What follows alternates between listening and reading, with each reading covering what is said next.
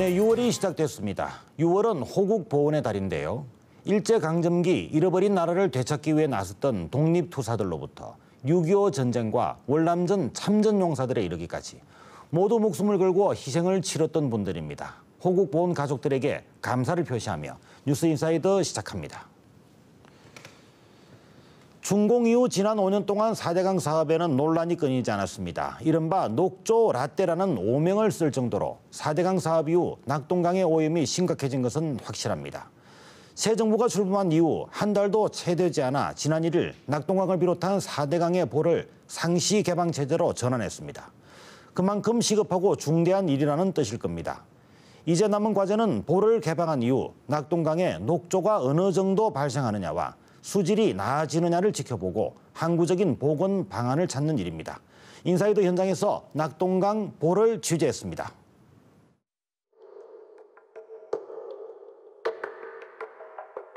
(2천여) 종의 동식물이 서식하고 금모래가 흐르던 강. 어민들의 삶의 터전이자 천만 영남 지역민의 젖줄 낙동강. 하지만 4대강 사업 이후 지난 5년 동안 낙동강은 전체가 해마다 녹색으로 물들었습니다. 토속 어종은 자취를 감췄고 낙동강에 서식하는 동식물 종류와 개체 수도 줄었습니다. 모래가 있던 강바닥에 악취를 풍기는 뻘이 자리했습니다. 지금은 근데 아예 토독 자체가 없고 지금 하루하루 진짜 정부에서 실패한 4대강 사업 때문에 고통받으면서 살아가고 있습니다. 정부의 노력에도 녹조의 농도는 더욱 짙어지고 발생 시기는 더 빨라지고 있습니다. 물은 고여 있으면 처음에 2, 3년 정도는 괜찮을지는 몰라도 그 이후 되면 개성전 녹조가 발생하고 수질이 안 좋게 되는 거거든요. 지난 2015년 낙동강보 5개 수문을 일시 개방해봤지만 기대만큼 효과는 나타나지 않았습니다. 결국 문재인 정부가 들어서며 지난 1일 4대강보 가운데 6곳을 상시 개방하기로 했습니다. 가뭄과 폭염이 찾아오게 되는 올여름. 낙동강 보 개방이 이번에는 죽어가는 낙동강을 살리는데 제대로 효과를 낼 수 있을지 관심을 끌고 있습니다.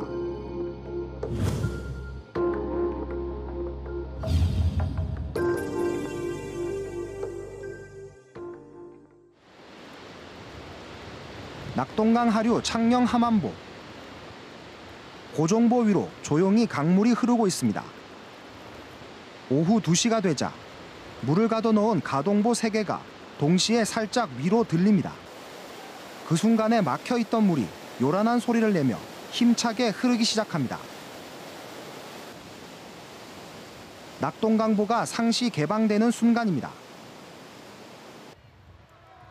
환경단체 회원 10여 명은 보 위로 올라가 플래카드를 들고 구호를 외칩니다.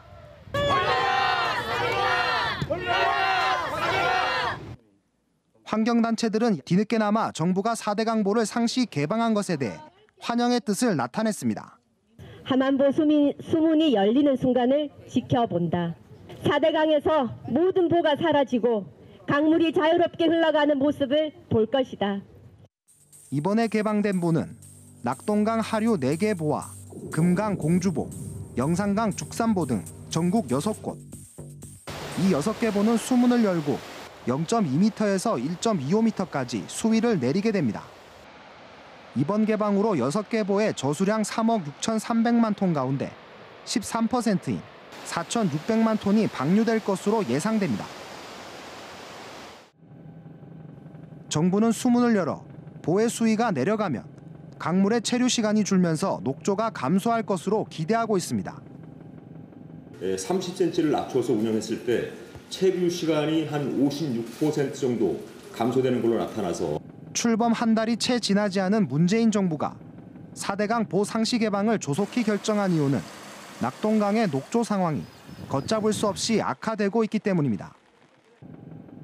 낙동강 창녕 함안보의 조류 경보 발령 일수는 지난 2013년 98일, 2014년 143일에서 지난 2015년 171일로 해마다 폭증했습니다. 또 지난해에는 녹조에서 남조류가 내뿜는 맹독성 물질 마이크로시스틴이 리터당 0.9 마이크로그램 수준으로 발생했습니다. 세계보건기구가 정한 식수 기준 한계치인 리터당 1 마이크로그램에 근접한 수치입니다. 최근 일본의 한 대학교의 연구 결과에 따르면 마이크로시스틴이 강바닥에 계속 축적되면서 생태계 전반에 오랜 시간 악영향을 끼칠 것이라는 우려도 나왔습니다. 농도가 0.004, 그러니까 40 마이크로그램 per 킬로그램인데 기준이랑 거의 같은 수준이라고 볼 수 있습니다. 여기에 낙동강물을 소독하는 과정에서 발생하는 발암성 물질 트리알로메탄의 농도도 점점 짙어졌습니다. 낙동강을 수원으로 하는 경남의 정수장 3곳을 살펴본 결과 지난해까지 4년 동안 총 트리알로메탄 농도가 최대 89% 늘었습니다. 물론 물속에 녹아있는 유기물은 제거가 잘 안 됩니다. 특정한 유기물질들이 염소하고 결합해서 유해 물질을 만드는 거죠. 낙동강 보를 열어 녹조 문제 등을 해결하려는 시도는 이전에도 있었습니다. 지난 2015년 정부는 낙동강에 설치된 5개 보의 수문을 일시적으로 열었습니다. 초당 900톤의 물을 쏟아내 녹조를 하류로 밀어내려는 이른바 펄스 방류. 하지만 지난해 창녕 함안보의 남조류 개체수는 펄스 방류 이전에 1ml당 11만여 개를 뛰어넘는 13만여 개로 조사됐습니다. 펄스 방류가 녹조 제거에 아무런 영향을 주지 못한 겁니다. 물을 조금 내려보내다가 멈췄다가 내려보내다가 멈췄다가 이런 식으로 운영을 하다 보니까 조류 제거에 크게 기여를 못하고 있는 거죠. 정부 정책이 엇나가는 사이 녹조에 따른 피해는 온전히 국민들의 몫으로 남게 됐습니다. 낙동강 하류 창녕 박진교 인근. 20년 넘게 낙동강에서 민물고기잡이로 살아온 52살 김모 씨가 강물 속에서 이틀 전 쳐둔 어망을 끌어올립니다. 50m 길이 어망을 힘들여 걷어보지만 활기차게 지느러미를 파닥거려야 할 빠가사리 20여 마리가 모두 폐사한 상태입니다. 그래서 지금 사대강하고 있는 이후로는 지금 고기가 없고요. 산란철이 나니까 이 고기가 멀리 들어가느냐. 멀리 들어가지 통발에 들어가지 산소가 없어서 다 죽어버리는 거예요. 사대강 사업 이후 불과 5년 만에 강은 녹조로 온통 물들었습니다. 수생태계 변화로 물고기는 씨가 말라 그동안 어민 480여 명이 평생을 이어온 생업을 완전히 잃었습니다. 사대강보를 완전 개방하거나 철거해 예전의 강을 되찾게 해달라고 수차례 정부에 요구했지만 변한 건 없었습니다. 생계가 어렵다 보니까 해상시를 세차례나 하고 그리고 우리 국토부에 가가지고 항의 방문도 하고 예전에 사대강 사업하기 이전에 그러니까 제자연화 강을 되살려가지고 우리가 살 수 있는 환경을 만들어 달라. 이 같은 요구의 사대강보 개방은 지난 대선에서 주요 현안이 됐습니다. 문재인 대통령도 대선 기간에 낙동강 지역을 방문해 사대강보 상시 개방을 약속하고 보 철거를 검토하기로 했습니다.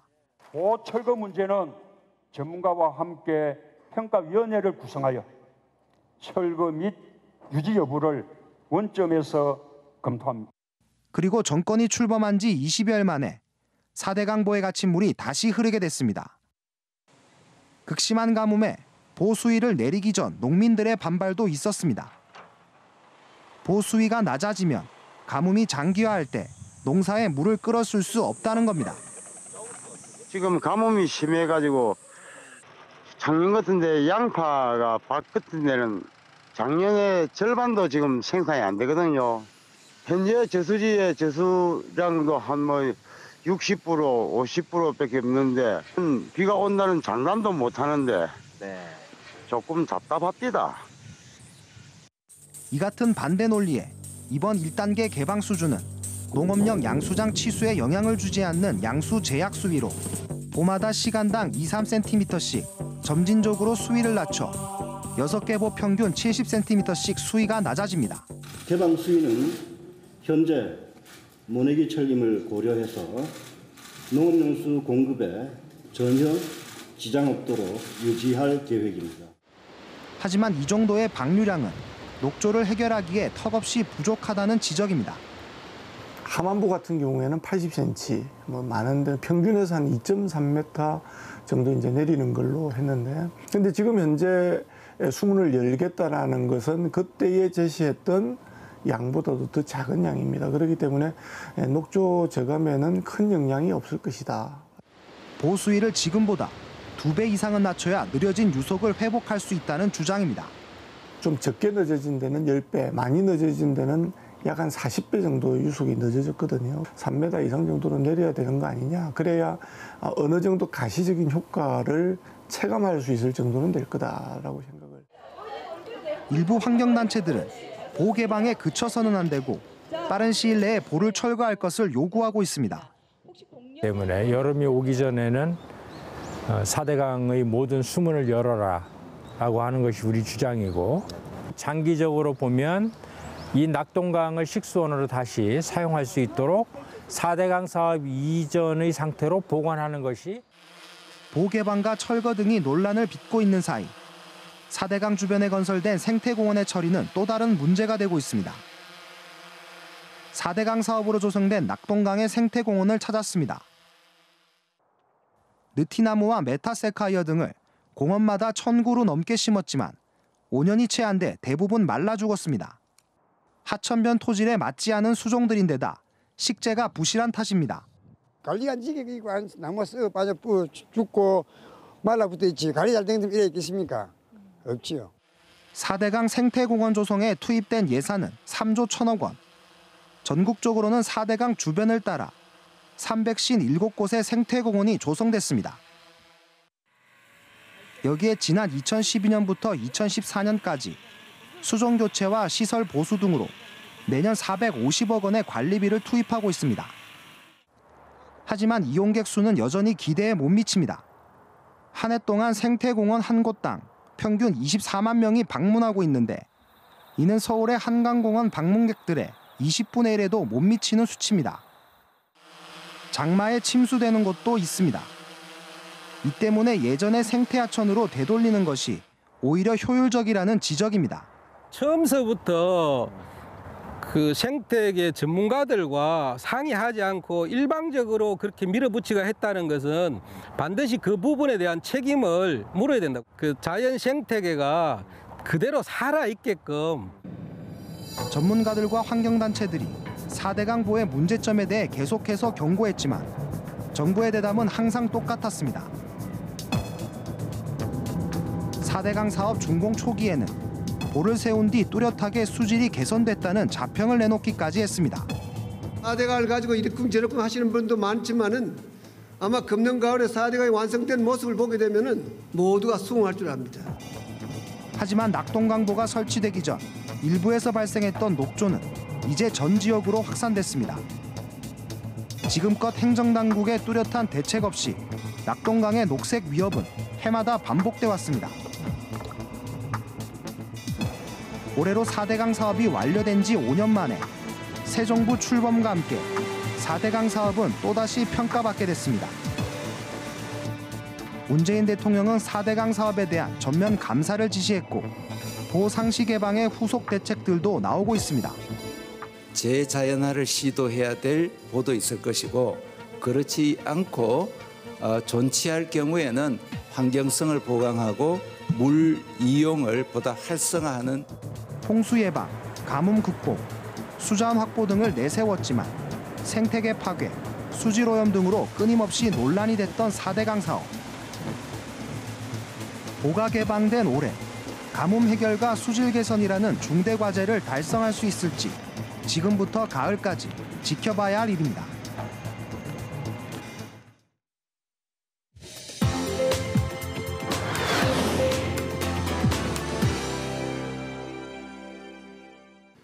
네, 호국 보훈의 달, 국가 유공자들은 어느 때보다 쓸쓸해지는 시기입니다. 6.25 전쟁에 참전했던 용사들은 이제 아흔을 바라보는 노년이 됐습니다.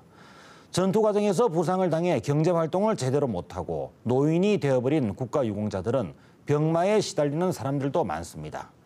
국가 유공자들을 돌보는 요양원이 전국에 있는데 경남에는 김해에 있습니다. 국가 유공자들이 그나마 국가와 국민들로부터 보호를 받는 시설, 그리고 이들을 돌보는 사람들, 인사이드 피플에서 만나봤습니다. 국가와 조국을 위해 한 몸을 희생한 사람들의 아픈 기억은 호국 보훈의 달 6월이 되면 더 생생하고 선명해집니다. 총성이 멈춘 후 힘든 삶을 살아왔습니다. 전쟁으로 생긴 부상은 평생의 아픔으로 남았고 삶을 포기할 수는 없어 꿋꿋하게 견뎌냈습니다.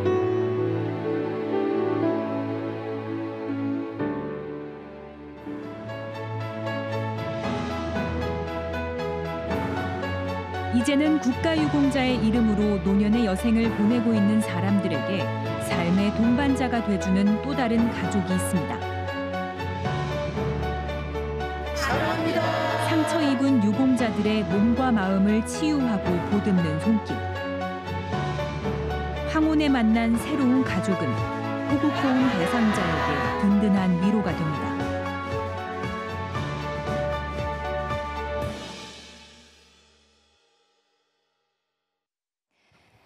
예년보다 빨리 찾아온 더위 속에 어느덧 6월, 호국보훈의 달을 맞았습니다. 매년 이맘때가 되면 우리나라 국가유공자를 위한 고른 복지 정책의 현재 모습을 되돌아보게 되는데요. 나라를 위해 한 몸 바친 사람들을 위해서 우리는 과연 어떤 일을 해줄 수 있을까요? 전쟁에서 상처를 입은 상위 군인을 비롯한 국가유공자와 또 그 가족들을 위해 체계적인 요양 서비스를 하고 있는 경남의 한 보훈요양원을 찾았습니다. 국가유공자와 유족 등 200여 명이 함께 지내는 보훈요양원입니다. 흥겨운 노랫가락이 쉬지 않고 이어집니다.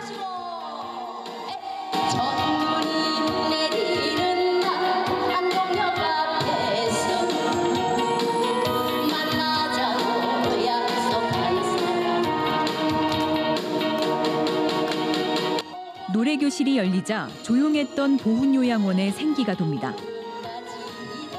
노인들의 손에 작은 태극기가 들려 있습니다. 나라를 지키느라 한 몸을 희생한 국가유공자들이 대부분입니다. 태극기, 조국은 남다른 의미로 다가옵니다. 태극기를 손에 쥔 채 정면을 바라보는 한 할아버지. 평생을 휠체어에 의지해온 박종길 씨는 60여 년 전 20대 초반의 나이로 결혼 직후 6.25 전쟁에 참전했다가 포탄을 맞아 다리를 잃었습니다. 아흔을 바라보는 나이에도 상처는 지워지지 않습니다. 양다리가 있으면 사람이 움직일 수 있는데 한 다리가 없으니까 좀 힘이 들고 이게 이제 절단은 이게 한문성 가다가 통증이 옵니다. 통증이. 그때는 어마어마 말로 못하게 아파요. 그때. 그러면 전기 얻어지 콱콱 이래요. 그럼 말로 못합니다. 김해 보훈요양원 201명의 입소자 가운데 72%인 145명이 국가유공자 등 보훈 대상자인데 여기에는 전공상 군경 50명을 비롯해 유족과 6.25 참전용사까지 다양합니다. 이유는 다르지만 모두 헤아릴 수 없는 고통과 깊은 상처를 안고 살아갑니다. 전쟁으로 인한 유공자들로 남자 노인들이 많습니다. 작업치료사가 무뚝뚝한 할아버지들의 마음을 얻는 일은 쉽지 않습니다. 남자 어르신들이 더 많다 보니까 마음을 쉽게 잘 열지를 않으세요. 이제 어르신들의 치료 참여를 이끌어내는 게 가장 조금 힘든 점인 것 같고요. 반대로 열정적으로 하시는 모습을 보면 또 더 보람을 느끼고요. 요양원이라고 하면 무기력한 분위기부터 떠오르지만 이곳은 조금 다릅니다. 매일 다른 기록을 경신하려고 자전거를 타는 할아버지의 곁에는 물리치료사 김종태 씨가 있습니다. 삶에 대한 열정으로 체력관리실을 찾는 환자들에게 다양한 소재의 대화로 관심을 표현합니다. 저희 또 간호사 이야기도 하고 아기 이야기 이런 얘기도 하면서 좀 많이 친감 이런 걸 좀 많이 체험하려고 노력해야 그런 게 좀 있어야 어르신하고 이제 같이 운동도 하고. 보훈요양원 식구들이 한자리에 모였습니다. 주로 누워서만 생활하는 노인들을 위한 시간입니다. 어르신들 손머리로 쭉쭉쭉. 사회복지사의 구령에 맞춰 체조가 시작됩니다. 손을 머리 위로 올리고 양옆으로 기지개를 켭니다. 마음처럼 자유롭게 움직이는 것은 힘들지만 노인들은 내내 굳어있던 몸을 애써 펴봅니다. 다소 지쳐있던 표정도 이내 풀어집니다. 어르신들이 하루하루 컨디션이 다 다르세요. 어떤 날은 즐겁게 하셨다가 어떤 날은 잘 안 하고 계신데 그래도 참여하고 싶은 마음이 있어서 이렇게 조금이라도 오시는 거고요. 탈순의 노인들은 자신의 몸을 움직이는 것조차 쉽지 않아 누군가가 곁에 있어야만 일상생활이 가능한 겁니다. 그만큼 보훈요양원에서는 요양보호사의 역할이 중요합니다. 120여 명의 직원 가운데 92명이 요양보호사일 정도로 일손이 필요한 곳이 많고 3교대로 돌아가며 요양보호사 1명당 2.5명의 노인을 돌보고 있습니다. 보이지 않게 굳은 일을 도맡아 하는 사람들입니다. 같이 지내오려면 한 가족처럼 이렇게 여겨지지 남의 어르신 돌본다는 이런 느낌이 안 되고 내 식구, 내 부모 이런 느낌이 있기 때문에 뭐 집에 가서는 좀 힘들어도 여기 오면 또 막 일을 하는데 그렇게 지치는 줄 모르고 잘 하게 되더라고요. 침대 4개가 전부인 방 안에 요양보호사 김두리 씨의 발걸음이 닿습니다. 온종일 누워서 하루를 보내는 환자에게 복부 마사지를 해주는 따뜻한 손길. 내리시고요. 아프지는 않죠? 그죠? 간지럽습니까? 간지럽지는 않죠? 네. 편하죠? 네. 옛날에는 무표정했던 할아버지의 얼굴이 한결 편안해집니다. 다리나 이제 총상 입고 그런 어르신들은 좀 그런 쪽에 좀 진통이 좀 심해요. 그러니까는 좀 비가 온다든지 좀 날씨가 막 이렇게 흐리고 그러면은 진통이 심해가지고 좀 통증을 좀 호소하는 그런 그게 많거든요. 침대에만 의지하고 누워있던 할아버지가 요양보호사 김두리 씨의 손에 이끌려 산책을 나섭니다. 손규석 씨는 한국전쟁을 몸으로 겪은 상위 군인으로 4년 전 김해 보훈요양원으로 거처를 옮겼습니다. 88살의 고령에도 쓰라린 비극을 잊지 못합니다. 네, 요괴입니다. 그런데 요괴 지금 파병이 2개 앉았습니다. 포도 쏘았는데 이 우체등강 기차에다가 맹종을 시키고 하는데 김두리 씨는 김해 보훈요양원이 문을 열었을 때부터 지금까지 지난 8년간 요양보호사로 일하며 많은 참전용사들을 만났지만 조국을 위해 희생한 옛 청춘들의 이야기는 언제 들어도 가슴이 아픕니다. 가슴이 짠하죠. 그리고 또 어르신들께서 이렇게 이제 나라를 막 이렇게 지켰으니까 몸 바쳐 지켰으니까 우리가 후손들이 지금 이렇게 몸도 편안히 잘 있고 어르신들 더 편하게 더 많이 모셔야 되겠고 최선을 다해서 더 모셔야 되겠다는 그런 마음이 더 많이 들죠. 김두리 씨의 도움으로 바깥 구경을 나온 할아버지. 곁에서 고생하는 요양보호사에게 감사를 잊지 않습니다. 이제는 죽어도 아니었고 이 좋은 곳에서 있어 보면 참 이 반장님이 너무 잘해주고 이 5대 내 딸 내 며느리가 이래주겠습니까? 그게 너무 감사하고. 요양원에 입소한 노인들은 대부분 중증 질환은 아니지만 고령의 노인들이라 언제 응급 상황이 벌어질지 모릅니다. 이 때문에 전문 의료진이 필요한 건데 12명의 간호사는 밤낮으로 환자들을 지킵니다. 일반적인 병원은 아니지만 호국보훈 대상자에게 의료 서비스를 제공한다는 것에 긍지를 느끼는 것입니다. 아무래도 우리 어르신들은 우리 과거에 아픈 역사에 지내오셨던 분이잖아요. 그러니까 그분들 곁에서 저희가 보살피는 것만으로도 정말 보람과 긍지를 느끼거든요. 요양원에는 일주일에 한 번 의사가 방문합니다. 기본적인 건강검진은 이 병원과 오랜 인연이 있는 의사 박찬원 씨가 맡습니다. 환한 미소로 환자를 응대하는 박찬원 씨. 아픈 건 좀 어때요? 좀 나. 계속 관장은 숨 크게 들여마시고 많은 환자를 마주하지만 보훈요양원에 방문하는 날은 큰 보람을 느낍니다. 이제 문제가 생길 수 있는 여지가 많은 분들이 한꺼번에 많이 모여 있잖아요. 그래서 중간에 수시로 체크하는 게 필요한데 이제 요양원 시스템에서는 의사들이 없어요. 저 같은 경우는 이제 워낙 이제 계속 이제부터 이렇게 관계를 맺어오고 어르신들이 또 오면 되게 좋아해 주시고 반갑게 맞아주시고 그러다 보면 되게 이제 저도 보람도 느끼고 그런 거 있습니다. 그래서 지난 2009년 8월 개원한 김해 보훈요양원은 치매와 중풍, 노인성 질환으로 가정에서 보살피기 어려운 국가유공자에게 요양 서비스를 제공하고 있습니다. 이곳 김해를 비롯해 경기도 수원, 광주, 대구 등 모두 전국 6개 보훈요양원에서 국가유공자들이 노년의 여생을 보내고 있습니다. 그 국가유공자와 유가족 그리고 그 지역 주민을 위한 노후의 즐거운 삶을 보장하기 위한 복지 정진에 기여하다고 필요하기 때문에 꽃다운 청춘의 나라를 지키려 집을 나섰던 청년들은 백발의 노인이 됐습니다.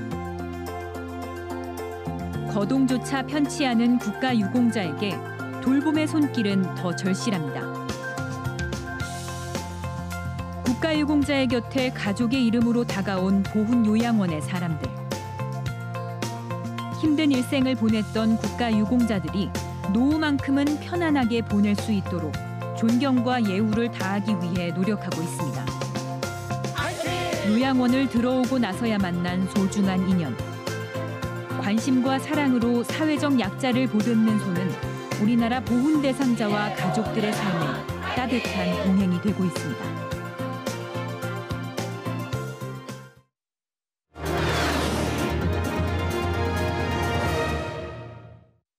네, 지금으로부터 424년 전인 1593년의 이맘때쯤 진주성에서는 7만 민관군이 왜군의 침략에 맞서 싸웠지만 패하고 말았습니다. 전투에서 패한 후 진주성 촉성루 의암바위에서는 농계라는 인물이 왜군 장수를 끌어안고 난강물로 뛰어든 역사적인 사건이 있었습니다. 진주 지역에서는 지금까지 이맘때 논계제와 의암별제를 열고 논계를 기리고 있습니다. 여자의 몸으로 나라를 구하는 데 나선 논계의 의로운 정신, 경남 문화의 한 뿌리가 되고 있습니다. 청명하게 드러난 하늘과 남강의 긴 물길 사이로 시원하게 자리 잡은 촉성루. 잔잔하게 흐르는 남강의 깎아지른 절벽 위로 우뚝 솟은 촉성루가 장엄한 모습을 드러냅니다. 촉성루는 아름다운 풍광만큼이나 호국의 정신이 깊이 서려 있는 곳입니다. 진주를 대표하는 촉성루는 임진왜란 당시 호국 총절의 성지로 7만 민관군의 넋과 농계의 정신이 흐르고 있습니다. 충절의 고장 진주에서는 논계의 의로운 정신이 매년 축제와 제례를 통해 이어지고 있습니다.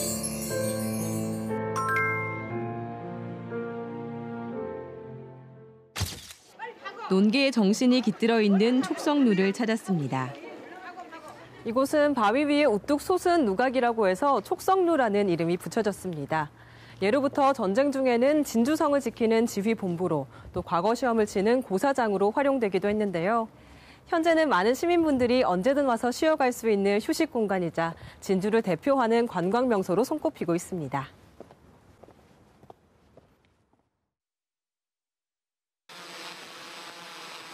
촉성루 아래 남강변에는 의암이라 불리는 바위가 있습니다. 촉성루 아래 계단을 따라 내려가면 남강과 마주한 깎아지른 절벽이 나오는데요. 절벽 아래로 난 길을 따라 비스듬히 내려가면 남강 위에 떠 있는 듯한 바위가 있습니다. 이 바위가 바로 논계가 외장을 안고 남강에 뛰어들어 순국했다는 의암입니다. 논계가 순국하기 전에는 저 바위를 그냥 위험하다, 위암, 또 그리고 까파르다, 초암 이렇게 불렀습니다. 순국한 뒤로부터는 저 바위를 바위조차도 의롭다. 420여 년 전인 1593년 6월. 임진왜란 당시 1차 진주성 싸움에서 크게 패했던 왜군은 복수를 위해 대규모의 병력을 이끌고 다시 한번 쳐들어왔습니다. 당시 진주성에는 경상우도 병마절도사였던 최경애 장군을 중심으로 여러 의병장과 의병 등 민관군이 지키고 있었습니다. 저들의 훈련된 10만 왜군도 쥐새끼처럼 두렵지 않소. 나와 함께, 우리와 함께 왜군들을 보냅시다.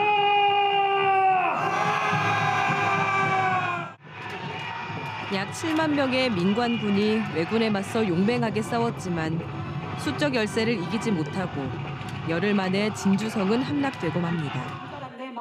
진주성을 장악한 왜군은 승리에 도취돼 촉성루에서 승전기념 축하연을 벌입니다. 승리의 축배를 들잡구나. 깜빡!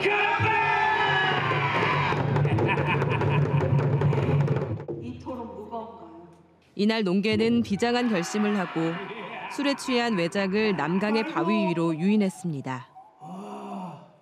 손이 풀리지 않도록 농계는 10손가락 모두에 쌍가락질을 낀 채 외장을 안고 남강으로 뛰어들었습니다.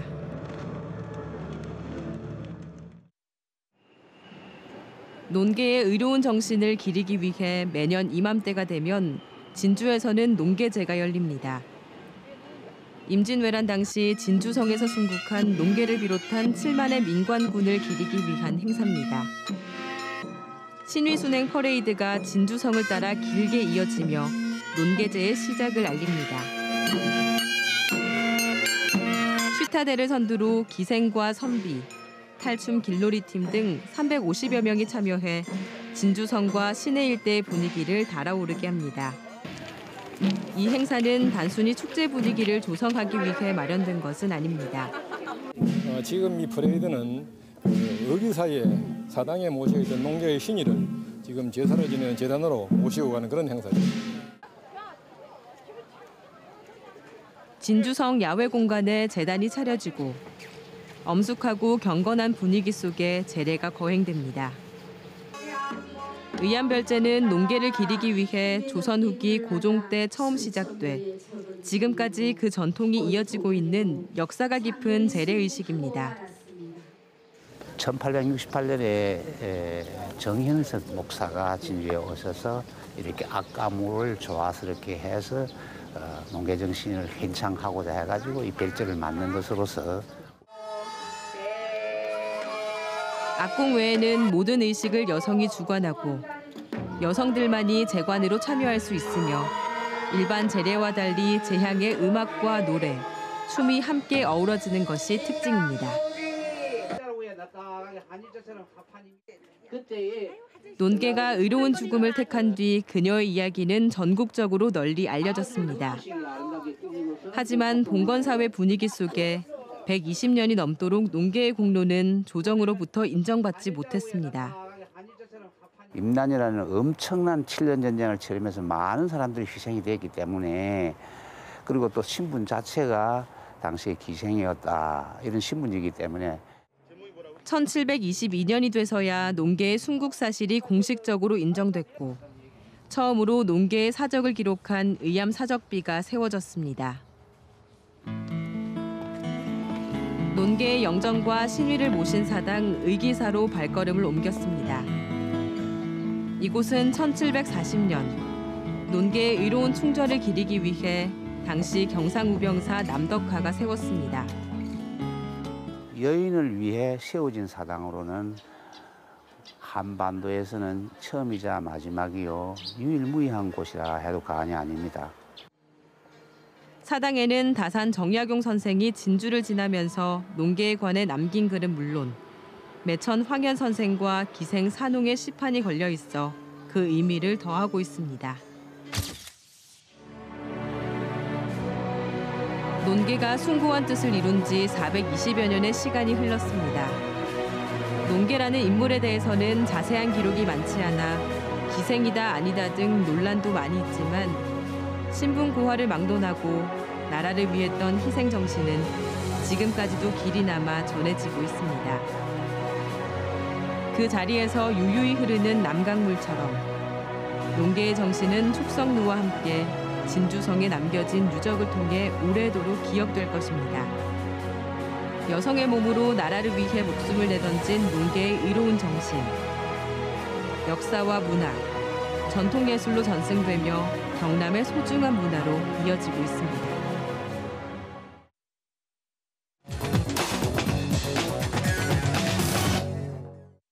네, 6월은 현충일이 끼어있는 달이고 또 6.25 전쟁이 일어난 달이기도 합니다. 그래서 호국 봉헌의 달로 불리는데요. 순국선열과 호국 영령의 숭고한 희생 정신을 기리고 또 그 의미를 새겨보는 뜻깊은 달이기도 합니다. 오늘 인사이드 대담에서는 호국 봉헌의 달을 맞아 전용진 경남 동부보훈지청장과 함께 경남의 국가유공자로 지정된 분들과 그들에 대한 지원 대책은 어떤 게 있는지 알아보도록 하겠습니다. 자, 전용진 지청장 스튜디오에 나와 있습니다. 자, 안녕하십니까? 네, 안녕하세요. 반갑습니다. 네, 나와주셔서 반갑습니다. 감사합니다. 네, 고맙습니다. 네. 네. 자, 먼저 경남에도 그 호국 보훈 대상자, 국가유공자분들이 많이 계시다고 들었는데요. 네, 예. 경남에 있는 분들 어떤 분들이시고 또 네. 얼마나 되는지 좀 네. 소개를 먼저 좀 해주시죠. 네, 저희 국가보훈제에서는 조국의 어떤 국가의 그 존립과 유지, 또 국민의 생명과 재산 보호, 또 민주화를 위해서 힘쓰신 분들을 국가유공자로 이렇게 칭하고 있고요. 그래서 전국적으로 보면은 약 86만 명이 이제 국가유공자로 되어 있고 저희 경남에서는 5만 6천 명. 그래서 우리 보훈가족을 다 합하면은 한 25만 명이 경남에 살고 계십니다. 네. 특히 이제 이 보훈 대상자라 그러면은 이제 크게 한 세 가지로 분류를 할 수 있어요. 하나는 독립, 두 번째는 이제 호국, 세 번째는 민주화 이렇게 될 수 있는데 독립은 아시다시피 일제 강점기 시절에 나라를 되찾기 위해 독립운동을 하신 분들, 두 번째 호국은 6.25 전쟁, 또 월남 전쟁, 그 외에 국토 방위를 위해서 헌신하시다가 돌아가시거나 또 부상을 입거나 질병을 입으신 분들이고요.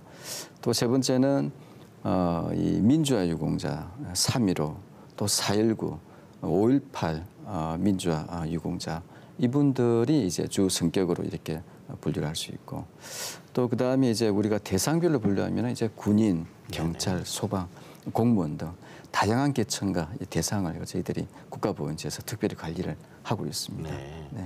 이런 그 국가유공자들이 조금 전에 말씀하셨듯이 경남에만 5만 6천 명 이렇게 그 경남에 살고 계시군요. 상당히 좀 많은 편인 것 같은데. 네, 많습니다. 예. 저희들이 그 경남 지역이 특히 그 당시 6.25 당시 또 여기가 낙동강 진투 아주 격전지였고 또 여기가 경남 지역이 또 이 독립운동을 하신 분들이 많이 이렇게 계신 분이십니다. 네. 하지만 이분들이 조금 전에 언급하셨던 것처럼 대부분이 이제 고령이시다 보니까 또 연세가 드시면은 건강하셨던 분들도 나이가 고령화됨에 따라서 이런 질병들이 많이 오게 돼 있는데 국가유공자들은 특히나 이제 이런 그 참전용사들 같은 경우에는 그 상해를 입으신 그 부상을 입으신 분들이 많이 계시지 않습니까?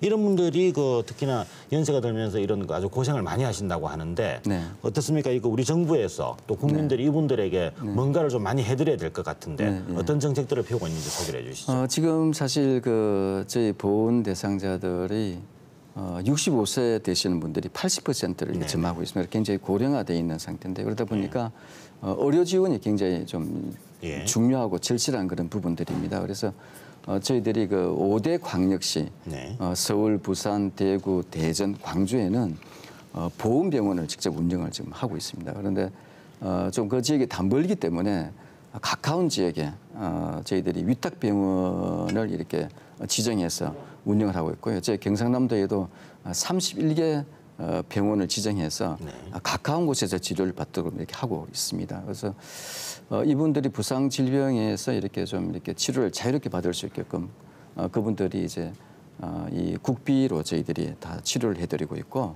그다음에 우리 보훈 가족들도 이렇게 좀 아프시고 그러시면은 우리 보훈병원에 가시면은 본인 부담금 60%만 낼 수 있게끔 하고 있습니다. 자, 월남전 참전용사에 대한 이야기를 또 조금 해봐야 되겠는데요. 네. 이분들 그 상당히 여러 가지로 불행이 많이 따른 그런 분들이시지 않습니까? 네. 특히나 그 고엽제로 인한 그 피해자들, 고엽제 피해가 인정이 되기까지도 상당히 오랜 시간이 걸렸습니다만은 그 이후에도 이런 거 치료가 쉽지 않아서 또 고통을 많이 받고 계신 분들도 있는데요. 자, 이분들에 대한 그 의료 지원 시스템도 여쭤봐야 되겠는데 어떻습니까? 사실 1965년 전후로 해가지고 저 멀리 떨어져 있는 베트남, 옛날에 월남이라 그랬었는데요. 그 당시 그 세계 자유와 평화를 지키기 위해서 우리나라 국군 장병 31만여 명이 파병돼 갔었습니다. 그래서 그 중에서 한 10만여 명이 고엽제 질병으로 이렇게 등록돼 계시고 우리 경상남도에도 한 6,600명이 고엽제 환자로 되어 있습니다. 이 고엽제라는 것이 월남 그 당시 지역이 이게 하나의 열대 우림 지역이다 보니까 굉장히 풀이 굉장히 무성하게 이렇게 자라서 그래서 그 풀을 제거하기 위한 약을 쓰는데 그게 고엽제입니다. 그래서 이 고엽제가 죽음의 그늘자라고 이렇게 불릴 만큼 굉장히 독성이 그런 강한 그건데 그래서 우리 정부에서는 우선 이 고엽제 질병의 어떤 원인이랄지 질병 분리를 위해서 역학조사를 이렇게 쭉 해왔고요. 그래서 이분들이 정말 이 치료라든지 이런 것들을 잘 받을 수 있게끔 저희들이 이 보험병원이라든지 또 우리가 위탁병원 지정된 곳에서도 좀 쉽게 이렇게 무료로 이렇게 치료를 받을 수 있게 해드리고 있고요. 또 고엽제 2세 환자에 대해서도 저희들이 국가에서 책임을 지고 진료를 하고 있는 그런 실정입니다. 자, 또 다른 제도를 하나 여쭤봐야 되겠는데요. 보훈 섬기미 제도라는 게 있더라고요. 저희 그 방송에서도 저희 프로그램에서도 한번 소개를 해드린 기억이 있는데요. 상당히 이 보훈 섬기미 제도가 이런 우리 그 국가유공자들한테서 아주 인기를 많이 끌고 있다 이렇게 얘기가 들리고 현장에서 확인을 봐도 그런데 여러 가지로 이제 이런 재가복지 서비스죠. 직접 보훈 가족의 집을 찾아가서 서비스하는 그런 제도인데 좀 자세하게 소개를 해주시고 아직도 잘 모르는 분들도 계시는 것 같은데요. 안내를 해주시죠. 네, 지금 우리 보훈 가족들이 굉장히 이제 고령화돼 있고요. 또 그다음에 부상 질병으로 굉장히 어렵게 생활하고 계시고 또 이렇게 또 많은 분들이 또 혼자서 생활하시다 보니까. 노후 생활이 굉장히 좀 어려우세요. 그래서 저희들이 이제 재가복지 서비스를 하고 있는데 그 중에서도 이제 저희들이 보훈 승김이라 해가지고 우리가 일반 사회에서 보면은 요양보호사와 비슷한 일을 합니다. 하지만 그와는 좀 달리 우리가 이 보훈 승김이가 보훈 대상자 집을 방문해서 정말 이 정성을 다해서 또 최선을 다해서 자기 부모처럼 이분들을 갖다가 보살피라는 의미에서 우리가 보훈 승김이라고 이렇게 표현을 해서 이렇게 객을 올려서 이렇게 운영을 하고 있습니다. 그래서 지금 현재 재가복지 서비스를 받고 있는 가구는 한 1,500여 가구 되고요. 이분들을 갖다 효율적으로 또 체계적으로 잘 이렇게 보살피고 관리하기 위해서 저희들이 보훈복지사 또 그다음에 보훈 승김이 또 이동보훈팀 해가지고 한 105명이 전담해서 민원 현장의 최일선에서 이분들을 보살피고 케어를 해드리고 있는 실정입니다. 자, 그리고 경남에는 이런 국가유공자들을 위한 시설로 산청군의 호국원이라는 시설이 있지 않습니까? 이게 이제 국립현충원과 같은 그런 시설인 걸로 알고 있는데요. 맞습니다. 소개를 좀 해주시죠. 어떤 시설인가요? 네, 저희들이 국가보훈처에서는 이제 대전에 있는 국립묘지가 있고요. 그 외에 민주화 묘지 등 한 8개의 국립묘지가 있습니다. 저희들 경상남도에는 3.15 국립묘지가 있고 또 산천 호국원이 있습니다. 지금 산천 호국원 같은 경우는 2015년도에 완공이 돼가지고 이 안장 수용 능력은 한 5만 기 정도 되고요. 현재 한 2,700분이 이렇게 안장되어 있습니다. 자, 그러면은 또 한 가지 최근 들어서 중요한 변화가 보훈 정책에 있었는데요. 문재인 정부 들어서 국가보훈처장으로 피우진 보훈처장이 임명이 됐습니다. 또 여성 최초의 이런 보훈처장이고 또 이분이 군인으로서 여성 최초의 또 헬기 조종사 출신이시더라고요. 자, 이분이 이제 보훈처장이 되면서 어떤 보훈 정책에 변화가 있지 않을까, 또 개혁이 있지 않을까 이런 기대감들이 있는데요. 어떻습니까? 변화가 좀 예상이 되나요? 네, 사실 굉장히 좀 파격적이라고들 다들 언론에서 이제 평을 하고 있고요. 주로 이제 우리 보훈 대상자분들이 주로 남성분들이세요. 이게 주로 안보라든지 국방이라든지 그래서 주로 장성급에서 주로 많이 이렇게 장관 저장님으로 오셨는데 사실 그 예비역 중령 출신이 오신 것이 굉장히 파격적이고 특히 이제 여성분이 오셨다는 것에 대해서 굉장히 좀 아주 의외의 인사였다 얘기를 하고 있습니다. 그리고 지금 새로운 처장님께서는 이 외면보다도 뭔가 좀 내면속 그래서 보다 우리 보훈 가족을 좀 가까이 좀 이렇게 다가설 수 있는 좀 따뜻한 그런 그 보훈 정책을 펼치시겠다고 말씀하셨습니다. 하시고 싶은 말씀이 굉장히 많으시겠습니다만 시간이 좀 허락하지 않으니까 마지막으로 경남도민들께 드리고 싶은 말씀이 있으시다면요. 네, 6월은 호국 보훈의 그 달입니다. 그래서 정말 우리가 이 자유롭고 또 평화롭고 번영되고 풍요로운 나라가 이렇게 만들어지기까지는 수많은 사람들의 어떤 피와 땀과 눈물이 있었습니다. 그래서 우리가 정말 이분들을 기억해내고 또 이분들의 정신을 이어받아서 우리나라가 더 큰 대한민국으로 발전할 수 있도록 이렇게 우리 국민들이 좀 결집했으면 좋을 것 같고요. 특히 6월 호국 보훈을 달 맞아가지고 나라를 위해 희생하신 분들이 이렇게 계신 곳에 찾아가셔서 그분들을 추모하고 또 감사하는 마음도 가졌으면 좋을 것 같고 또 주변에 우리 보훈 가족이 있으면은 위로와 격려와 감사의 마음을 좀 전해줬으면 고마울 것 같습니다. 네, 지금까지 호국 보훈의 달을 맞아 전용진 동부보훈지청장과 함께 여러 가지 이야기 나눠봤습니다. 자, 지청장님, 앞으로도 나라를 위해서 희생하신 분들 우리 주변에 많이 계십니다. 자, 호국 보훈자 대상자들을 위한 각별한 예우 그리고 이분들을 보살피는 데 부족함이 없도록 많은 노력해 주시기를 도민들과 함께 당부드리겠습니다. 네, 최선을 다하겠습니다. 네, 오늘 출연해 주셔서 감사합니다. 네, 감사합니다. 네, 앞서 전해드렸습니다만 낙동강을 비롯한 4대강 보가 지난 1일부터 상시 개방 체제로 전환됐습니다. 4대강을 건설하는 사업비는 22조 원을 넘는 천문학적인 비용이 들어갔습니다. 하지만 불과 준공 5년 만에 보를 개방하고 다시 허물어야 한다는 사회적 논란이 일고 있습니다. 4대강 사업 당시에도 논란이 거세게 일었지만 받아들여지지 않았던 것입니다. 4대강 사업을 원래대로 되돌리려면 다시 많은 예산이 들게 됩니다. 잘못된 판단과 정책 결정이 국민들의 생활에 직접적인 피해를 주는 대표적인 낭비 사례가 될 상황입니다. 이제부터라도 신중하게 잘 결정해서 피해를 최소화해야 하겠습니다. 뉴스인사이드 오늘 순서 여기까지입니다. 시청해 주셔서 감사합니다.